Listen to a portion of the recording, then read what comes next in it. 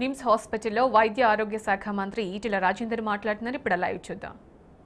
Corporate హాస్పిటల్కి ధీటుగా ఇవాల్టి కూడా నిలదొక్కుని ప్రజలకు ఆ స్థాయిలో వైద్యాన్ని అందించి విశ్వాసాన్ని పాదుకొల్పినటువంటి హాస్పిటల్ నిమ్స్ హాస్పిటల్. తెలంగాణ రాష్ట్రం ఏర్పడిన తర్వాత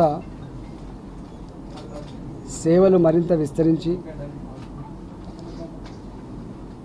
ఎక్కువ మంది ఇక్కడ అకామిడేషన్ ఇచ్చి సౌకర్యాలు మెరుగుపరిచి మరింత గొప్పగా ఈ హాస్పిటల్ అభివృద్ధి చెందింది. దాదాపు ఇన్పేషెంట్స్ 14 నుంచి 1600 మంది ఉంటారు. కెపాసిటీ కంటే కూడా 50-60% ఎక్కువ ఉంటారు. ఇన్పేషెంట్స్ కూడా గతానికంటే డబుల్, ఆల్మోస్ట్ 2000 నుంచి 3000 మంది ఇన్పేషెంట్స్ వస్తున్నారు. అంటే ఇంత పెద్ద మొత్తంలో ఇన్పేషెంట్లు కానీ అవుట్ పేషెంట్లు కానీ వచ్చినప్పటికీ ఉన్నంతలో ఉన్న స్టాఫ్ తోటే కొద్దిమందిని పెంచుకొని గొప్ప సర్వీసెస్ ఇస్తున్నాం. ముఖ్యమంత్రి గారు ఈ నిమ్స్ హాస్పిటల్ మీద కొంత మామూలు పేషెంట్ల ప్రెషర్ తగ్గించండి, క్రానిక్ డిసీజెస్ కోసం క్యాన్సర్ లాంటి, కిడ్నీ ట్రాన్స్ప్లాంటేషన్ కావచ్చు, హార్ట్ కావచ్చు, సూపర్ స్పెషాలిటీ సంబంధించిన పేషెంట్స్ పెంచండి అని చెప్పి వారు చెప్పిండ్రు.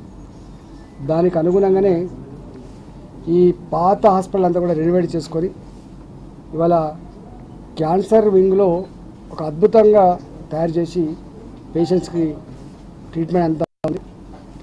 మేము వార్డ్స్లలో తిరిగి వస్తున్నప్పుడు పేషెంట్స్ అడిగినాం ఎట్లుంది అని. సార్ చాలా గొప్పగా ఉంది, గొప్ప సర్వీసెస్ అందిస్తున్నారని చెప్పారు. అంటే పేషెంట్ యొక్క సాటిస్ఫాక్షన్ ఎంత గొప్పగా ఉందో దాన్ని బట్టి మాకు అర్థమవుతా ఉంది. ఇన్పేషెంట్గా ఉన్న వాళ్ళకి డేట్లో వచ్చి అవుట్ పేషెంట్గా ఉన్న వాళ్ళకి బ్రహ్మాండంగా ఉంది.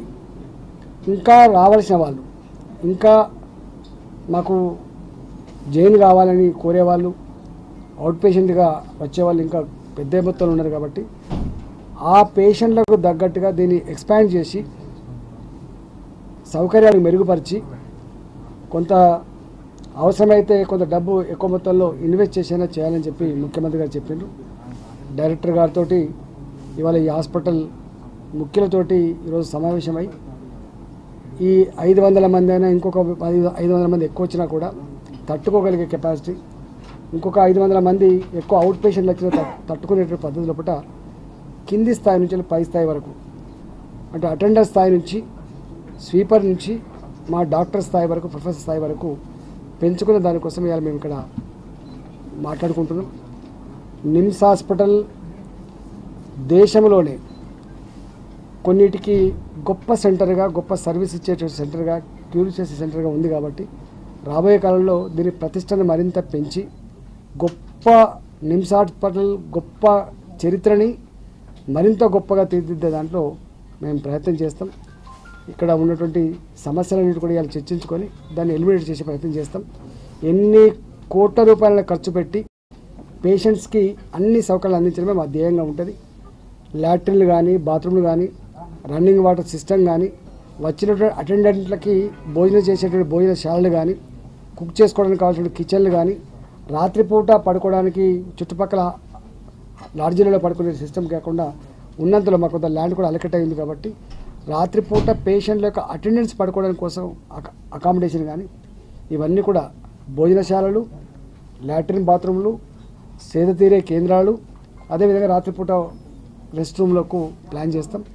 దానికి ఇవాళ చర్చించుకొని ఎట్లా చేయాలి, ఏం చేయాలనేది తప్పకుండా చేస్తాం. ఈ పాత హాస్పిటల్ కూడా మా డైరెక్టర్ గారు కొంతమంది స్వచ్ఛంద సంస్థలతో కానీ కార్పొరేట్ రెస్పాన్సిబిలిటీ కింద కొన్ని చేయించారు. ఈ పాత బిల్డింగ్ పూర్తి స్థాయిలో ఇప్పుడు మీ క్యాన్సర్ వింగ్ పోయించడం చాలా గొప్ప, అంటే కార్పొరేట్ హాస్పిటల్ కూడా అంత గొప్పగా ఉండదు. అట్లా అన్ని బ్లాక్లు కూడా దాన్ని రెనోవేట్ చేసుకునే ప్రయత్నం కూడా చేస్తాం. ప్రధానంగా నిమ్స్ హాస్పిటల్లో బెడ్ల కొరత చాలా ఉంది. సో దీన్ని ఎట్లా అధిగమిస్తారు? మా కెపాసిటీ కంటే 50% ఎక్కువ ఉన్నాయి. ఒక 1000 బెడ్లు ఉండాలి ఇక్కడ. 1500 బెడ్లకు మేము ట్రీట్మెంట్ ఇస్తున్నాము. అంటే ఇంకా తీసుకుంటే ఇంకొక 1000 బెడ్లకు కూడా పేషెంట్స్ రెడీగా ఉన్నారు. ఇలా గేట్ల కాడ పడిగాపులు కాస్తున్నాయని చెప్తుండ్రు. ఇంకొక 1000 మంది కూడా ఉన్నది. కనీసం ఇంకొక 500 బెడ్లకో 1000 బెడ్లకో దీన్ని ఎక్స్పాండ్ చేసుకోవడానికి ఉన్నటువంటి అవన్నీ కూడా ఆ వేఅవుట్స్ అన్నీ కూడా మేము పరిశీలన చేస్తాం, తప్పకుండా చేస్తాం. రెండోది, మెడికల్ కాలేజ్ ఉన్నాయి హైదరాబాద్లో మెడికల్ కాలేజ్ ఉన్నాయి, ప్రైవేట్ మెడికల్ కాలేజ్ ఉన్నాయి. కొన్ని వింగ్స్లో ఆ హాస్పిటల్ యొక్క స్పేస్ కానీ, అక్కడ ఉన్న డాక్టర్లు కానీ, అక్కడ ఉన్నటువంటి ఎక్విప్మెంట్ కానీ వాడుకునే ప్రయత్నంలో భాగంగా కొంత చేస్తున్నాం. దాదాపు మాకు ఇప్పుడు లెక్క వచ్చినాయి, ఒక 4000 బెడ్ల పైచిలకు నిమ్స్ స్థాయిలో ఉన్నటువంటి స్పేస్ కూడా, అకామిడేషన్ కూడా ఉంది. కాబట్టి వాటిని వాడుకునే ప్రయత్నం చేస్తాం. ఆ లోపు ఏమైనా టెంపరీ బేసిస్లో ఏమైనా షెడ్లు వేసుకొని కొంత మెరుగైన వైద్యం కోసం ఇంకా కొంతమంది పేషెంట్ ఎక్కువ కోసం చేసే ప్రయత్నం కూడా చేస్తాం.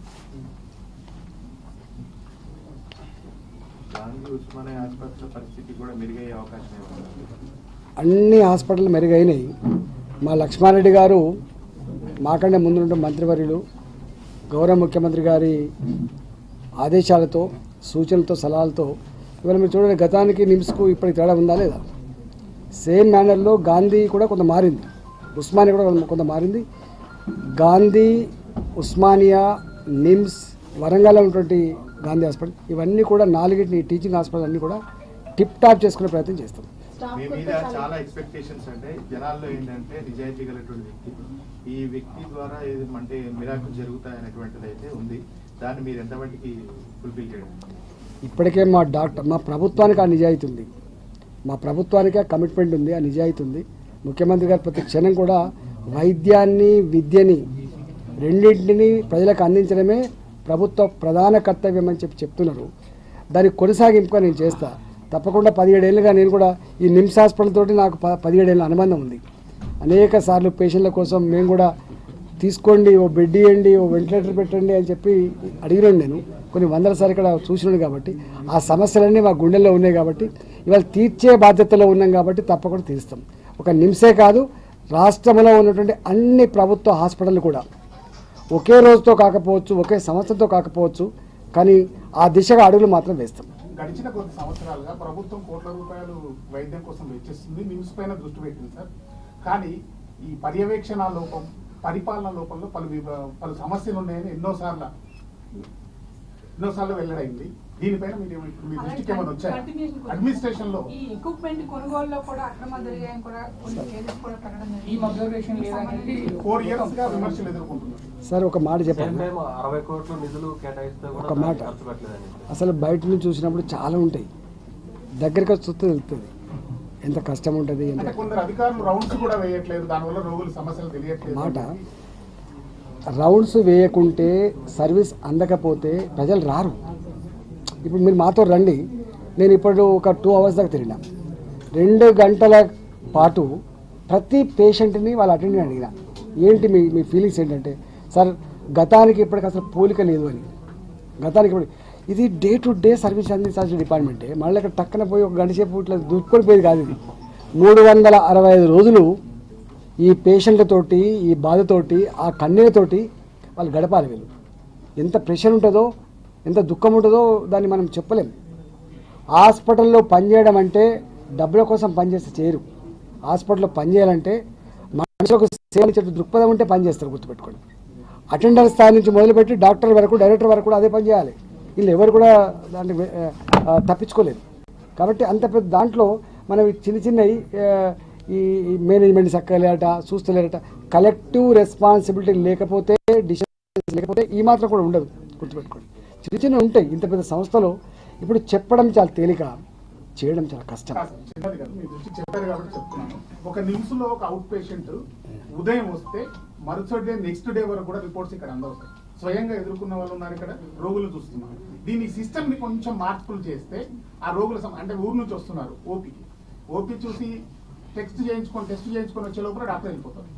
ఒక మాట, వాస్తవంగా మా పేషెంట్లకి, వచ్చే పేషెంట్లకి మా డాక్టర్ల సంఖ్యకు అసలు రిలవెన్స్ లేదు.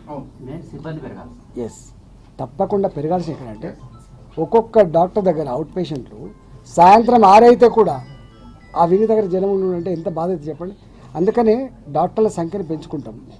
అంటే పేషెంట్ల యొక్క డిమాండ్కు అనుగుణంగా నిమ్స్ హాస్పిటల్ మీద ఉన్నటువంటి విశ్వాసానికి అనుగుణంగా తప్పకుండా కింది స్థాయి నుంచి పై స్థాయి వరకు కూడా పెంచుకునే ప్రయత్నం చేస్తాం. అంతిమంగా ప్రజలకు సాటిస్ఫాక్షన్ ఉండేటువంటి వైద్యాన్ని అందించడం మా ధ్యేయం, క్వాలిటీగా అందించడం మా ధ్యేయం అని మీకు రెండోది కూడా మీరు గమనించాల్సిన అంశం ఏంటంటే ఈ ప్రైవేట్ హాస్పిటల్లో ట్రీట్మెంట్ అందిస్తారు, ఆరోగ్యశ్రీలో కానీ రకరకాల పద్ధతులు కానీ డబ్బులు అయిపోయినా ఇలా కొడతారు. పోండి నిమ్స్ హాస్పిటల్కి, పోండి ఉస్మానియాకి, మీరు పే చేయలేరు, ఆరోగ్యశ్రీ పైసలు అయిపోయినాయి, ఇక మా పైసలు అయిపోయినాయి, ఇక మీరు పోండి అని చెప్పి కొడతారు. మూడోది ఏంటంటే ఎక్కడైతే క్రానిక్గా ఉంటే పేషెంట్ ఇక బతికే పరిస్థితి లేదో అనేక హాస్పిటల్ రిస్క్ తీసుకోకుండా చక్కగా ఎక్కడ పంపుతారు, నిమ్స్కి పో, ఉస్మానియాకి పో, గాంధీకి పో. అంటే లాస్ట్ రిసార్ట్, నీ అదృష్టం మంచిగా అక్కడ బత్తో పో అని చెప్పేటువంటి లాస్ట్ రిసార్ట్ ఇవన్నీ కూడా. అంటే ఇక్కడ ఎంత గంభీరత ఉంటుంది, ఎంత బాధ్యతంగా వ్యవహరించాలో దాన్ని బట్టి మనకు అర్థం కావాలి.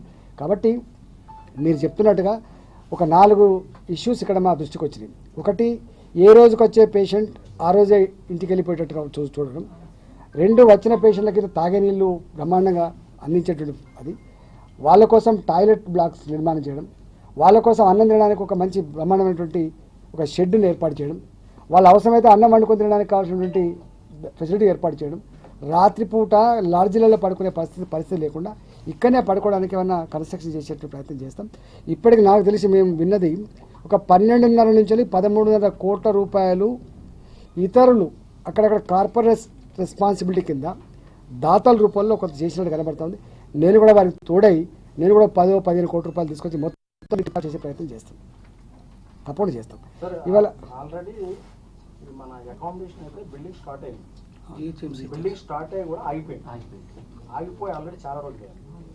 ఒకసారి రెండోది ఏంటంటే అటెండెన్స్ కోసం సార్ బిల్డింగ్ స్టార్ట్ చేసి ఆగిపోయింది. రెండోది ఏంటంటే నిమ్స్ స్టార్ట్ చేసిన దగ్గర నుంచి ఫ్యాకల్టీ పెరుగుతుంది తప్ప దిగువ స్థాయి సిబ్బంది పెరగట్లేదు. కాంట్రాక్ట్ బేస్ మీద నడిపిస్తున్నారు. కాంట్రాక్ట్ బేస్ మీద అంటే ఎక్కడ చేస్తారు సార్? అందరూ కూడా ఖాళీ చేయవలసి వస్తుంది. అంటే కొన్ని సర్వీసెస్ ఇంకా టూర్ చేసే సర్వీసెస్, క్లీన్ చేసేటి, లేకపోతే లాటరీ అనేవి అవన్నీ కూడా అవుట్ సోర్సింగ్ సర్వీసెస్ కిందనే ఇస్తున్నారు. ఎందుకంటే అట్లయితేనే బాధ్యతతో ఉంటున్నారు. ఈ కింది స్థాయిలో ఏమైందంటే ఎక్కడ కొంచెం చిన్న మిస్టేక్ జరిగినా బాధ్యతారహితంగా ఉన్నా కూడా ఇబ్బంది అయ్యే ఆస్కారం ఉంటుంది. అట్లాంటివన్నీ కూడా దానికే ఇస్తున్నాం. మాకు నర్సుల విషయంలో, పారామెడికల్ సిబ్బంది విషయంలో, ఇట్లాంటి వాటి విషయంలో తప్పకుండా సమీక్ష చేసుకొని కొంత భారం తగ్గించే ప్రయత్నం చేస్తాం. డాక్టరు లేదా నర్సు కానీ లేకపోతే పారామెడికల్ సిబ్బంది కానీ ఒక 8 గంటల పాటు మిషన్ లెక్క పనిచేయరు కదా. వాళ్ళు కనీసం అప్పుడప్పుడు ఇంత వెసులుబాటు, ఇంత రెస్ట్ ఉంటేనే పనిచేస్తారు తప్ప రొటీన్గా 365 డేస్ పనిచేయాలంటే ఇంపాసిబుల్ అవుతుంది. అందుకని ఆ పద్ధతుల్లో మేము సమీక్ష చేస్తాం. పెసి కార్మికులు పర్మనెంట్ చేశారు. పెసి కార్మికులు 20-30 ఏళ్ల నుంచి చేస్తున్నారు. ఎవరే కాంట్రాక్ట్ ఎంప్లాయీస్ చేస్తున్నారు. తెలంగాణ వచ్చిన